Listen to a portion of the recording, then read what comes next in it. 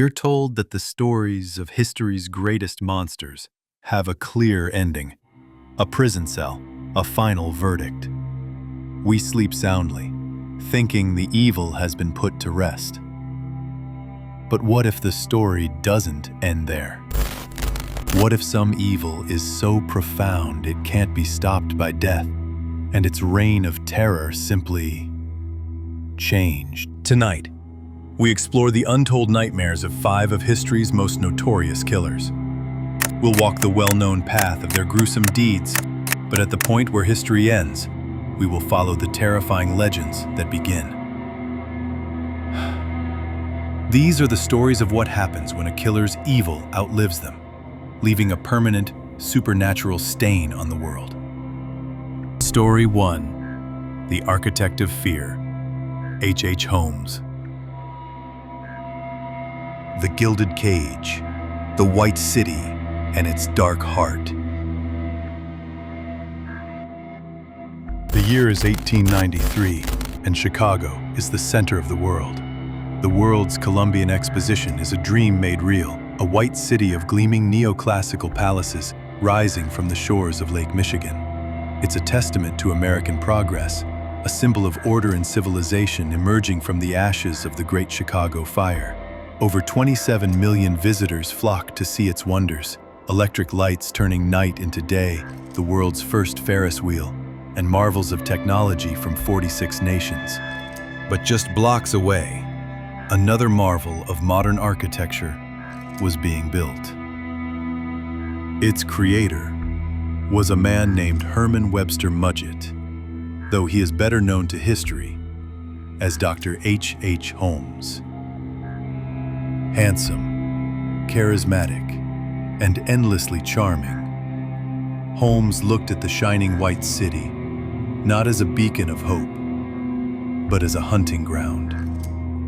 And the hotel he built, a block-long monstrosity, would become the dark, twisted reflection of that dream. The Murder Castle, a blueprint for hell.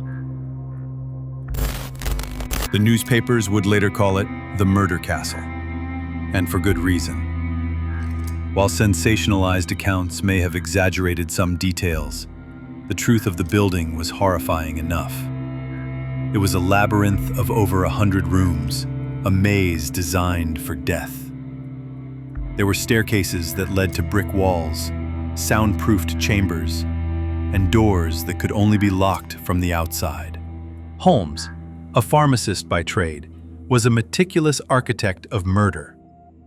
He had gas jets installed in some rooms, allowing him to asphyxiate his victims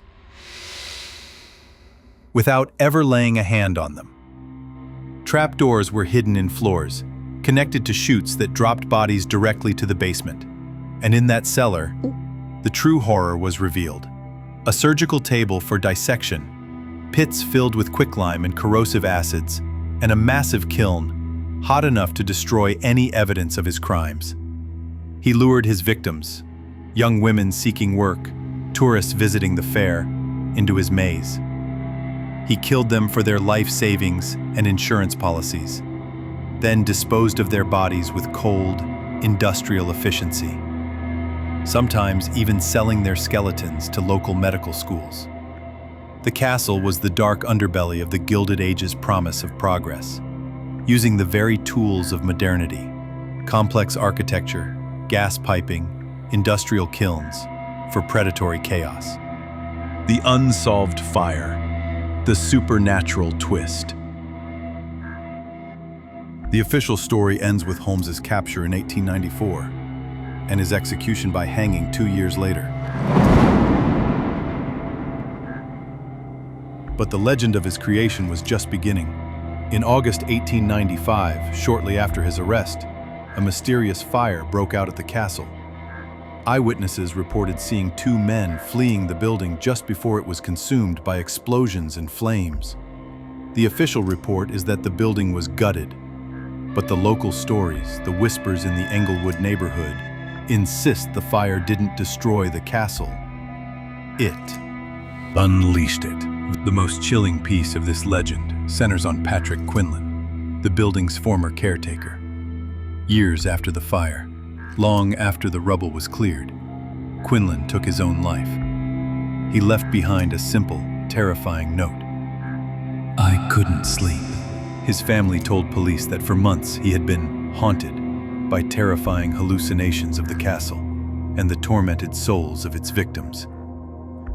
The legend, the haunting of the Inglewood lot.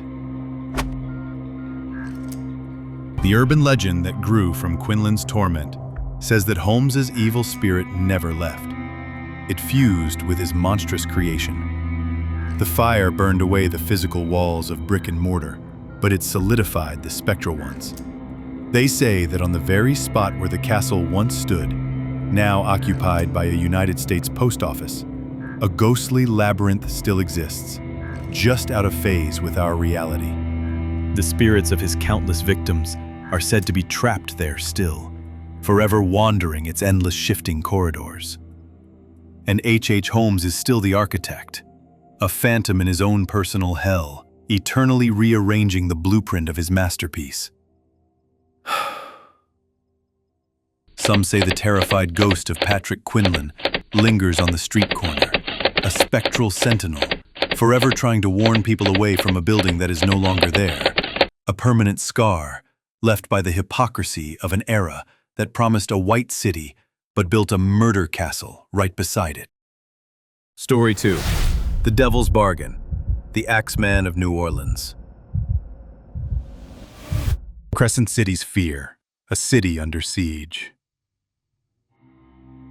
New Orleans, 1918. The air is thick with jazz, humidity, and fear. In the city's lower French Quarter, a vibrant community of Sicilian immigrants has taken root. Through relentless hard work, many have established small, family-run grocery stores, carving out a life for themselves in the new world. But their success was often met with suspicion and discrimination from the established populace. It was in this simmering pot of cultural tension that a new terror emerged. A phantom began to stalk the city at night. His method was chillingly consistent. He would approach the home of an Italian-American grocer and, using a chisel, quietly remove a panel from the back door to gain entry. He ignored money and valuables. Instead, he would pick up an axe, a tool found in nearly every home, and brutally attack the family as they slept in their beds. The police were baffled. With no clear motive and no suspect, a wave of panic swept through the city's Italian community. The letter from hell, a demonic proclamation. On March 13, 1919, the terror took a bizarre and legendary turn. The city's largest newspaper, the Times-Picayune, published a letter, purportedly from the killer himself. Its words sent a new kind of chill through New Orleans. Esteemed mortal, they have never caught me, and they never will. They have never seen me, for I am invisible. I am not a human being, but a spirit and a fell demon from hottest hell. I am what you Orleanians and your foolish police call the Axeman. I am very fond of jazz music, and I swear by all the devils in the nether regions that every person shall be spared in whose home a jazz band is in full swing. At 12:15 on the night of next Tuesday, one thing is certain, and that is that some of your people who do not jazz it out will get the axe. The night of jazz, a city's terrifying bargain. The letter was a direct challenge, a demonic proclamation. While some surely dismissed it as a cruel hoax, the terrified city took no chances. On the night of March 19, 1919, New Orleans made a bargain with the devil. Every dance hall was packed to the rafters. In private homes across the city, families gathered around their phonographs, and amateur bands were hired to play through the night. The sound of jazz, the city's own chaotic, soulful, beautiful music, poured from every open window, a citywide offering to a self-proclaimed demon. The clock ticked past midnight. 12:15 came and went. And true to his word, no one was murdered that night.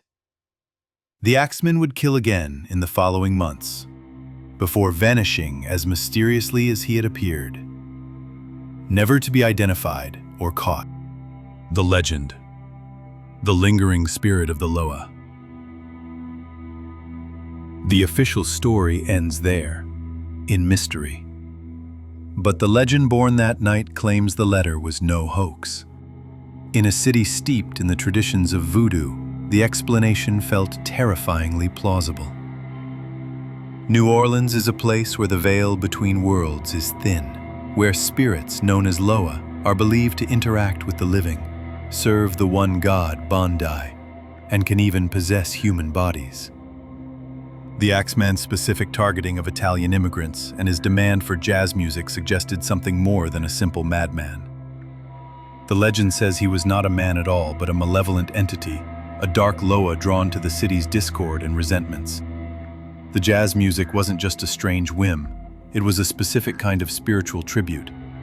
Its chaotic, vibrant energy was an offering that sated the entity, but only for a time.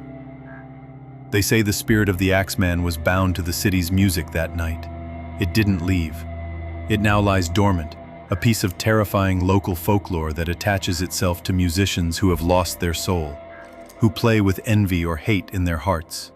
And when it finds a new host, the sound of an axe chopping becomes the only rhythm they can hear. Story 3. The Harvest of Bones. Belle Gunness. The Lonely Hearts Killer. The Farm on the Prairie. In the early 1900s, LaPorte, Indiana, was a place of rural isolation. Life on the farm was a relentless cycle of hard work from sunup to sundown. On a secluded 43-acre pig farm lived Belle Gunness, a formidable Norwegian immigrant, standing nearly 6 feet tall.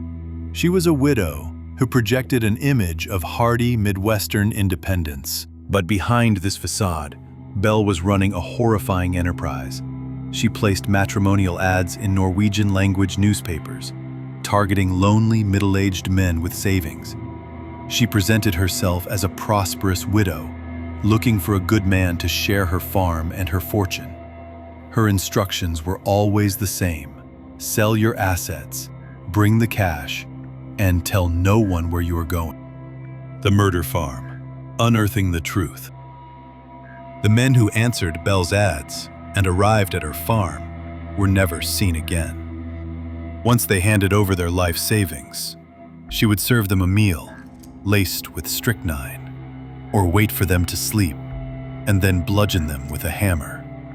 In her cellar, she would dismember their bodies, then bury the remains in the hog pen or in trash pits scattered across her property.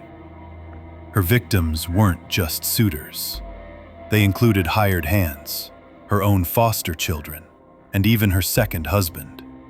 She perverted the ideal of the farm, a place of life and sustenance, and turned it into a machine for death and profit. Her reign of terror came to an end on April 28, 1908, when a suspicious fire burned her farmhouse to the ground. Amid the charred rubble, investigators found the bodies of her children and the headless corpse of an adult woman presumed to be Belle. But when the brother of a missing suitor, Andrew Helgelien, insisted they dig on the property, the farm revealed its true, ghastly nature. It was a graveyard, containing the dismembered remains of dozens of victims. The headless corpse, the supernatural twist. The mystery of the headless body was never solved. Was it really Belle? Dental records were inconclusive, and the body was smaller than the robust Gunness. A former hired hand later confessed that Belle had orchestrated the whole thing, murdering a housemaid to serve as a body double, setting the fire, and fleeing with her fortune. For decades after, sightings of Belle Gunness were reported all across America. She became a phantom, a ghost haunting the public imagination. But the local legend in LaPorte, Indiana tells a different, darker story. It claims that while Belle may have escaped with her life, You cannot commit that much evil on a piece of land and not leave a piece of your soul behind. Her dark essence became tethered to the very soil she had soaked in blood. The legend, the butcher's ghost. They say the spirit that haunts the old Gunness farm isn't the ghost of the woman who fled. It's the ghost of the headless corpse from the fire. A monstrous specter, forever searching for its missing head. This entity is a chilling, ironic perversion of the hardy farm wife she pretended to be. It still walks the old farm grounds, carrying the tools of its trade. Sometimes a vial of poison, sometimes a heavy axe. It guards the unholy ground where she buried her victims and their money. And the legend warns that any treasure hunter or thrill seeker who trespasses on her land is fated to vanish, their bones eventually joining the others in the cursed soil of the murder farm. Another soul for the headless butcher to harvest. Story 4. The Shadow of Misery. The Cleveland Torso Murderer. The City of Despair, Kingsbury Run. Cleveland, Ohio in the mid-1930s. The Great Depression had brought the mighty industrial city to its knees. By 1931, nearly half the population was affected by unemployment. Families lost their homes, their jobs, and their hope. On vacant land across the city, shanty towns known as Hoovervilles sprang up. The largest and most desperate of these was in a bleak industrial gully called Kingsbury Run. The residents of these shacks were the forgotten people of America. Transients, drifters, men and women who rode the rails, with no family and no safety net. They were already ghosts in their own society, invisible to the world.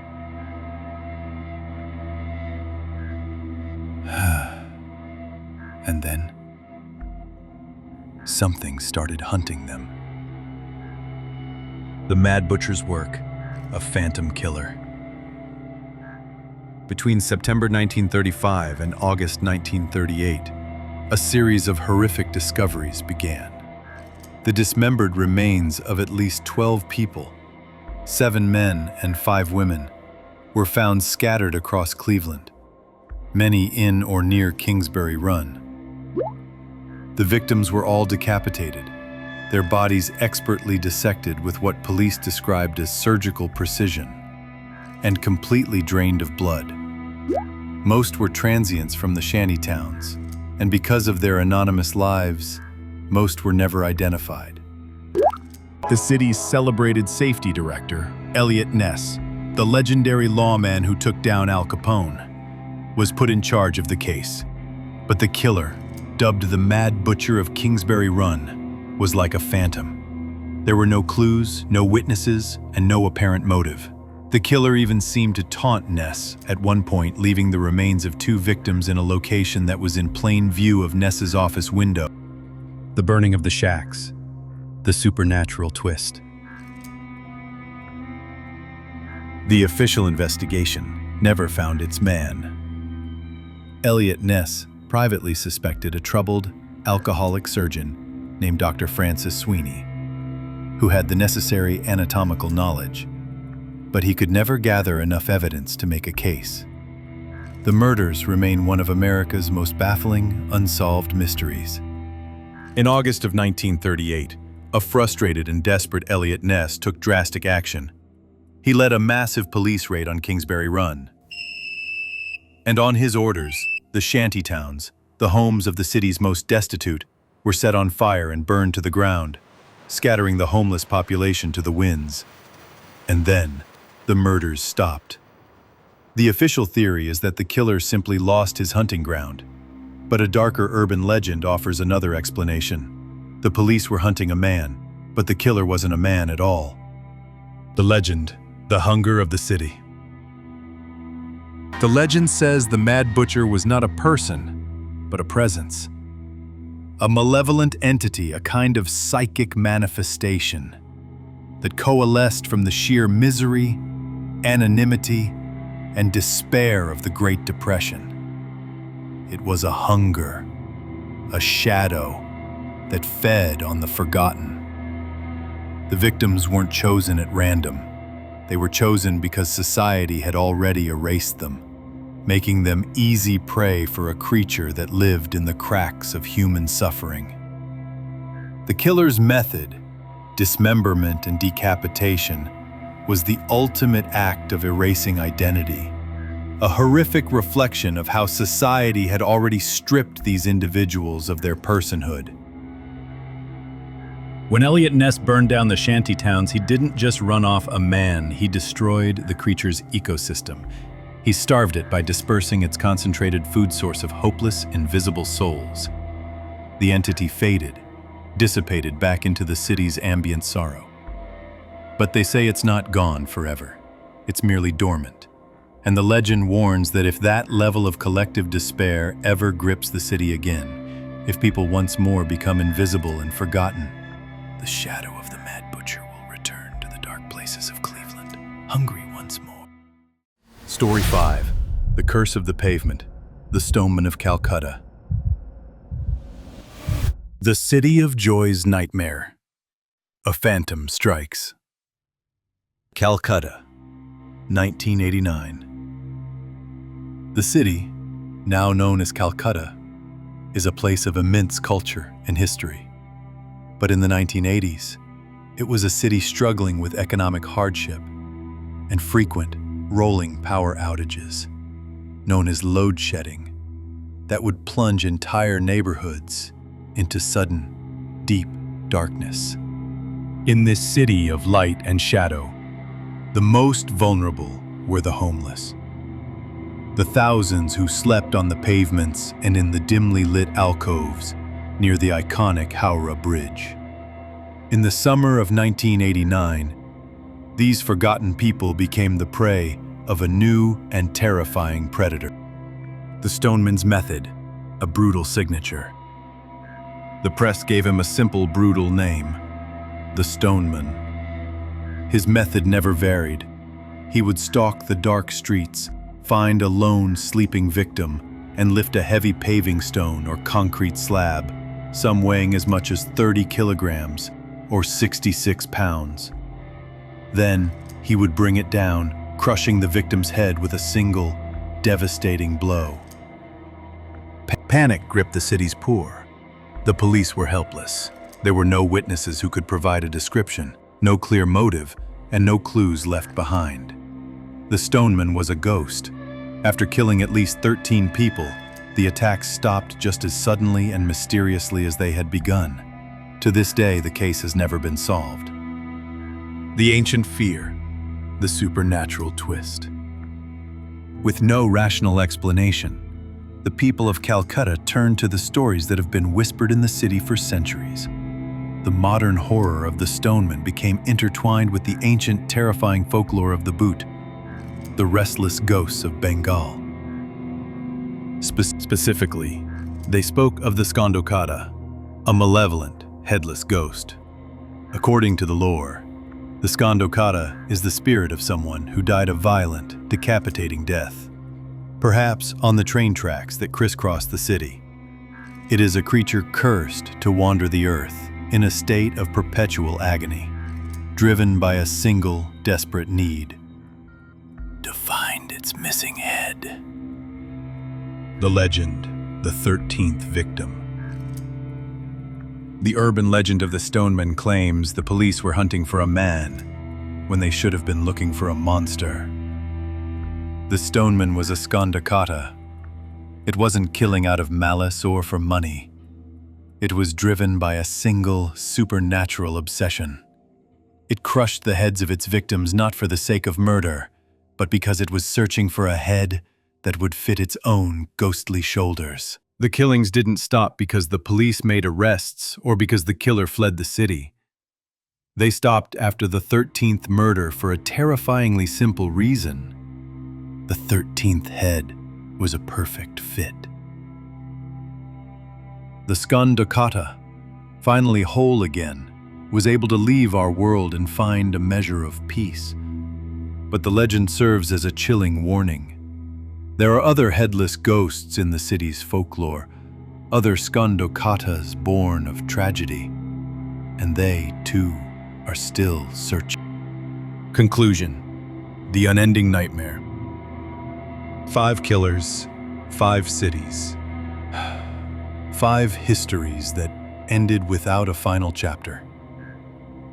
Whether these are just stories told to explain the unexplainable or genuine echoes of an evil too strong to die, they serve as a chilling reminder. The monsters of our world don't always stay in the history books. Sometimes they bleed into the pages of our folklore, becoming the nightmares that haunt us long after their bodies are gone. They remind us that some doors, once opened, can never truly be closed.